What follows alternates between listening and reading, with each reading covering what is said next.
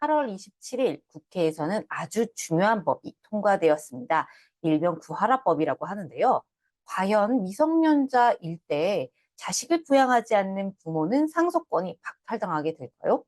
구하라법은 도대체 무엇이고 어떤 법률적인 효과가 있는지, 앞으로 아주 상속에는 새로운 변화가 일어날 것을 예고하는 구하라법, 과연 어떤 것인지 알아보도록 하겠습니다. 부하라법은 새로운 법이 통과된 것이 아닙니다.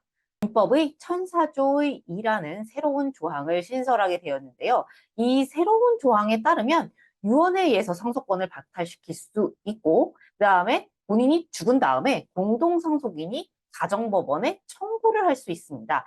그러니까 두 가지 방법이 생긴 것입니다. 하나는 공정증서에 의한 유언, 내가 할 수 있고, 내가 죽은 다음에 공동상속인 중에 한 명이 가정법원에 청구하는 형식으로 할 수 있습니다. 즉, 두 가지 방식, 유언, 가정법원의 소송으로 하실 수 있다고 보시면 됩니다.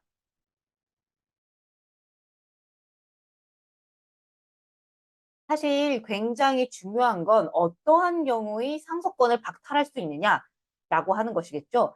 분명히 여기서는 이거는 굉장히 법률상의 요건을 엄격하게 해놨습니다.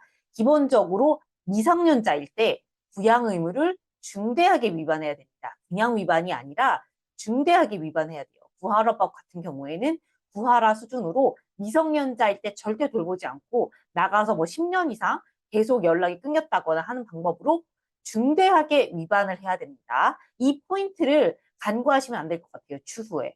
중대성을 입증하는 것이 이 상속권 박탈에 있어서 어떻게 보면 핵심이다 라고 보시면 될 것 같습니다.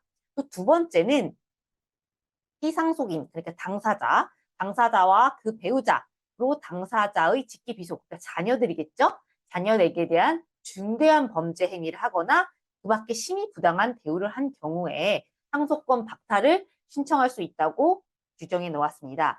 여기서도 또 한 번 들어갑니다. 중대한 범죄 행위여야 합니다. 중대한 범죄 행위인 경우만 되고 그냥 범죄 행위는 그 가벼운 뭐 폭행, 뭐 여러 가지 절도 뭐 이런 사건들 있지 않겠습니까? 그런 경우에 있어서는 상속권 박탈까지 할 정도는 아니다라고 법원이 판단할 가능성이 많습니다. 그렇기 때문에 중대한 범죄 행위를 하거나 그 밖에 심히 부당한 대우라고 볼 수 있습니다. 그 밖에 심히 부당한 대우는 사실 포괄적인 요건이 있고 케이스 바이 케이스로 구체적으로 다루어져야 알 수 있을 것 같습니다.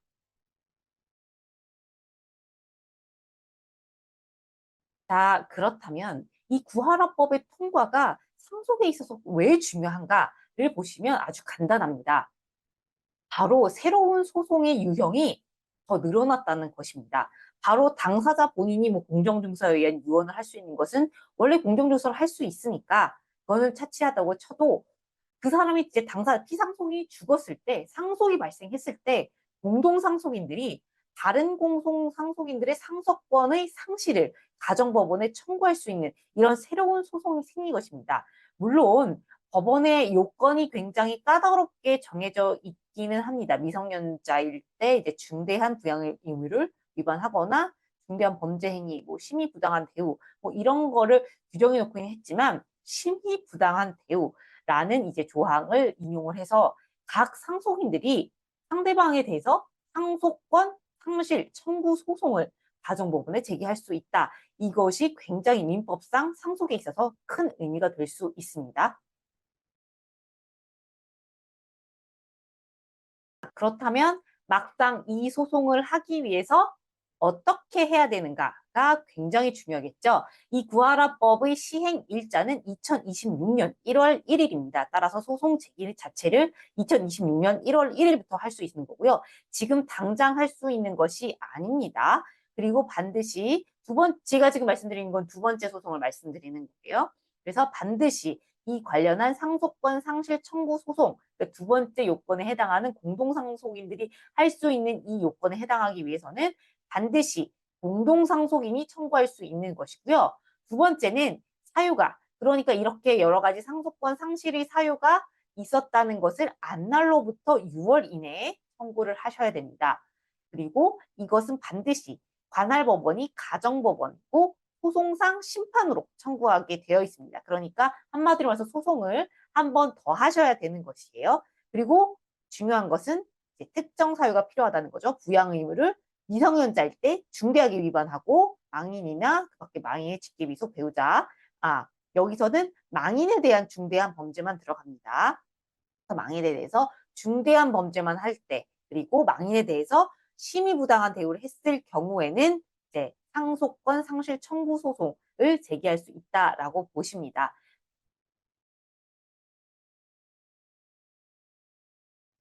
이러한 상속권 상실 청구 소송은 추후에 상속에 있어서 굉장히 큰 비중을 차지할 가능성이 많습니다.